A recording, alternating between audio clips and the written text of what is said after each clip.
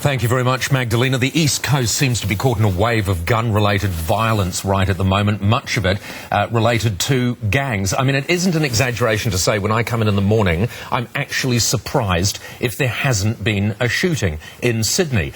In April, there have been 23 shootings in Sydney. That is extraordinary. Jason Clarke is the Home Affairs and Justice Minister and joins me now. Jason, good morning to you. G'day, Paul. Gun-related violence, is it out of control?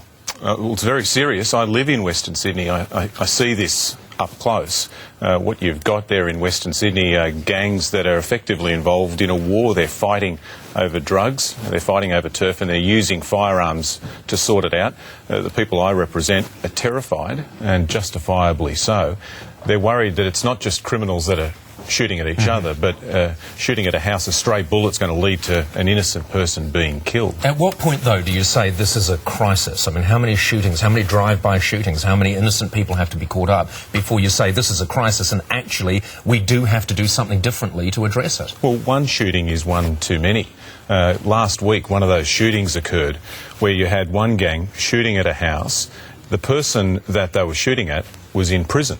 So they knew they weren't at home, but they were shooting to send a message to that house. His parents were in the house. They could have killed an old man or an old woman. Another shooting, there were 5 kids asleep in the house. So, you know, we have a crisis right now. All right, it is a crisis. We accept it's a crisis. What can we do other than just talk about it? Yeah, there's 3 things that I've done.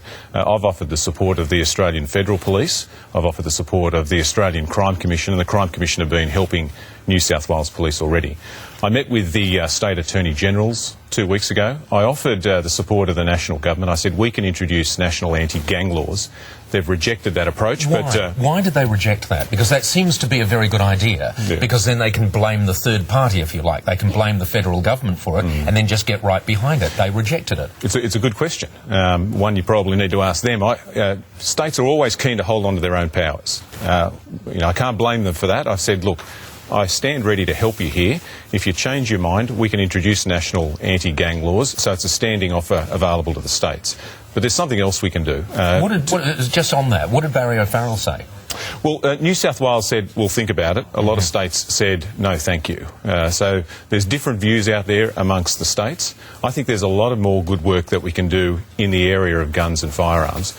2 months ago, I set up a national investigation into the illegal firearms market and came back with a lot of bad news. I was looking at some of the statistics that you came back with. Tens of thousands of illegal firearms you know are out there. That's right. More than 10,000 handguns. That's right. And most of the guns that the criminals have got are guns that have been stolen and not recovered. Just in New South Wales, you've got 7,000 guns stolen and not recovered over the course of the last 10 years. We had a raid on a house in Bankstown in Western Sydney on Tuesday.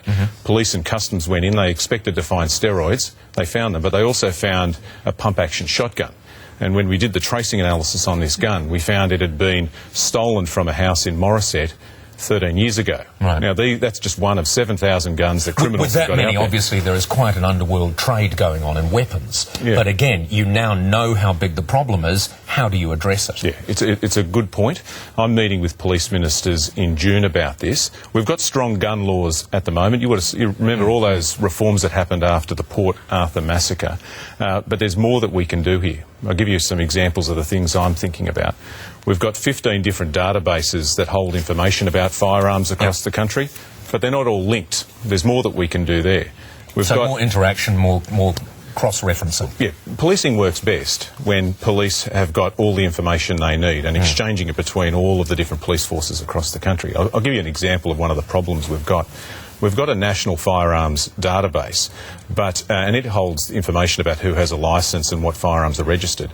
But if a gun or a rifle moves from one state to another, it can effectively disappear, and police can't keep a track on that. If you've got a firearm and then you die and that firearm moves to somebody else, the birth tests and marriages system in different states works differently. All right, so you'll tie that together, because this is a nationwide problem. It is indeed. There should be a nationwide solution. Just a couple of quick ones for you. Tonight in the King's Cross, bikies face being thrown out of pubs and clubs if they're wearing their patches. Now, it's one thing to initiate that, it has been initiated, but policing it is quite another. Are you in favour of that? Well, I don't think you're going to fix the problem by banning T-shirts. That's not the solution of itself. But is it the beginning? Is it the beginning of saying our society does not accept you, we don't want you, we're not prepared to bow down to your patch anymore? No, well, the streets are for people, not for criminals, and that's an important message to send. So it's got to be enforced, and all power to the New South Wales Police. They've been doing a pretty good job. So you would support it as one step? Yeah, it's one step. But it's not the total solution. All right. And very quickly, Barry O'Farrell's criticism of the judiciary through absolute frustration, and I'm sure it's a frustration that the average Australian on the street feels as well. Essentially, he's saying they're out of touch. Do you think the judiciary are out of touch? Yeah, I'll back Barry on this one. Remember what happened here. You've got police putting a van in front of a tattoo parlour to stop a drive-by shooting happening. Then you've got this bloke go to the police station and say, if you don't move the truck, I'll torch it. A couple of hours later, surprise, surprise, the truck gets torched, and then he gets let out of prison. Come on, that's out of touch. The judiciary are out of touch. On this one, absolutely. Jason Clark, thank you very much for joining us. Thank you. Clare, sorry. Thank you very much for joining us. Let us know what you think about gun crime as well. The hotline's open, 1300 66 1010. And I just bought